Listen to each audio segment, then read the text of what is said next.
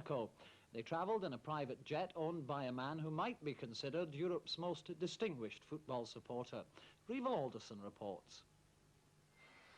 As the team plane landed at Edinburgh Airport, it was obvious that this was no ordinary fan. Security was evident, and the VIP supporter wasn't identifiable by his scarf, bobble hat and carryout. His Serene Highness Prince Rainier of Monaco doesn't go in for that sort of thing, although he does rule okay. And as I discovered, he's a keen football fan, state duties permitting. Your Serene Highness, how do you think your team will do tomorrow night? Very well, of course, I hope. You're confident despite the 5-2 deficit that they have at the moment? That's right. Get over that. Do you think Dundee will play as well as they did last week? Maybe, I don't know. You know the team better than I do, don't you? Do you watch your local team as often as you can, sir? Yes. How do you think they're doing this season? Very well, they're doing... The last game was very good. Are they in good spirits, having come over on the plane? Very good, yes, excellent. Whatever the result, it's certain to be a red-letter day for Tannadice, with its first ever royal visitors. As well as Prince Rainier, watching the game from the makeshift royal box, usually manager Jim McLean's office, will be Princess Grace, who arrived separately at Edinburgh, having stopped over in London. Red carpet being rolled out for the visit of Prince Rainier and Princess Grace of Monaco. But at 7:30, the niceties will end out here in the park. After that, the only person Dundee United will expect to see doing any bowing is the Monaco goalkeeper as he picks the ball out. A superb 5-2 victory in Monaco, the team will be anxious to repeat that command performance for their own supporters.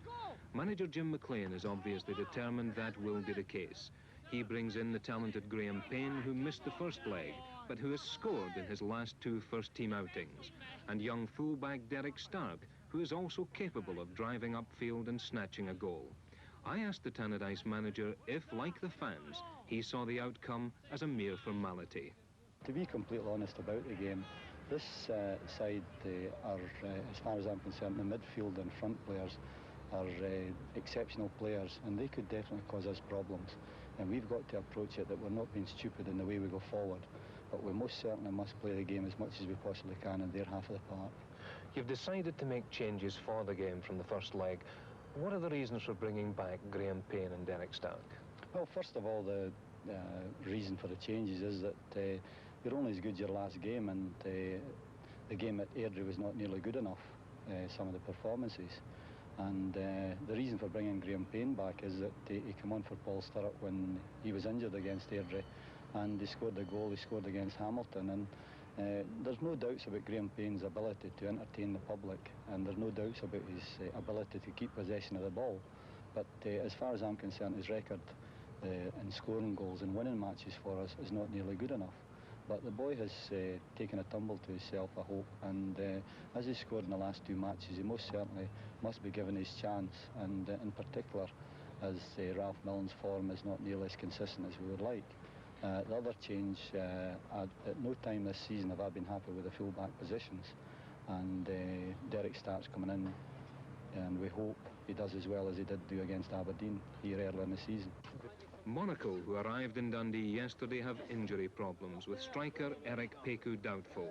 But with their prince and princess looking on, they will be desperate to improve on their performance over there. In fact, there is still a sense of shame in that 5-2 nightmare that keeps coming back.